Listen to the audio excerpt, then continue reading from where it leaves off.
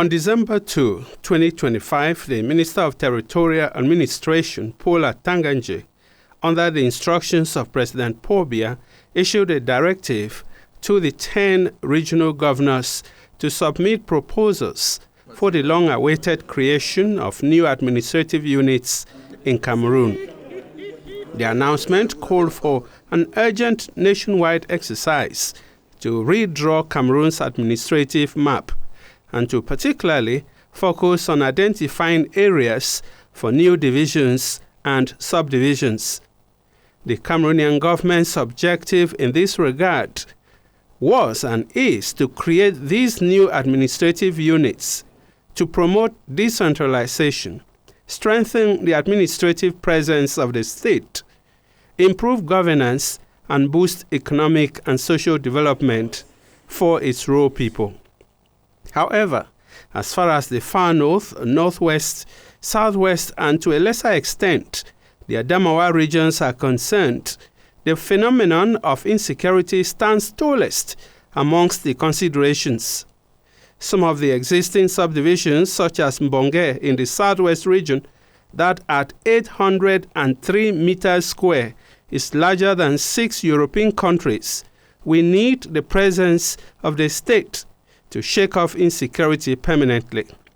Maintaining security in these vast areas becomes challenging as outlaws take advantage to commit all manner of crimes.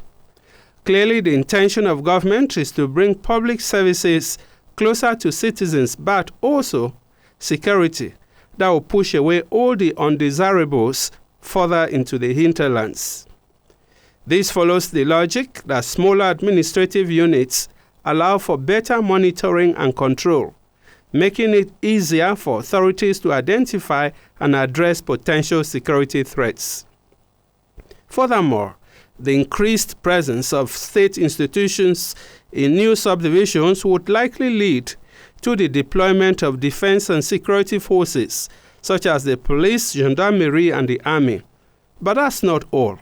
With more localized administrative units, response times to security incidents can be significantly reduced, helping to prevent the escalation of conflicts. And we mustn't lose sight of the power or ability of new subdivisions to create economic opportunities that would in turn address the phenomenon of poverty, which is the root cause of insecurity.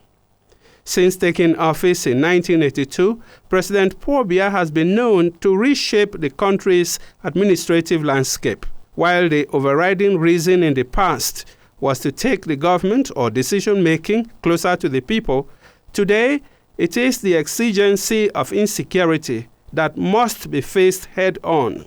The reform of the early 1980s shifted the country from a centralized system of provinces to a decentralized system of regions. Cameroonians have never wished a remapping of the country as badly as they do today, to return normalcy to a country whose hallmark was peace.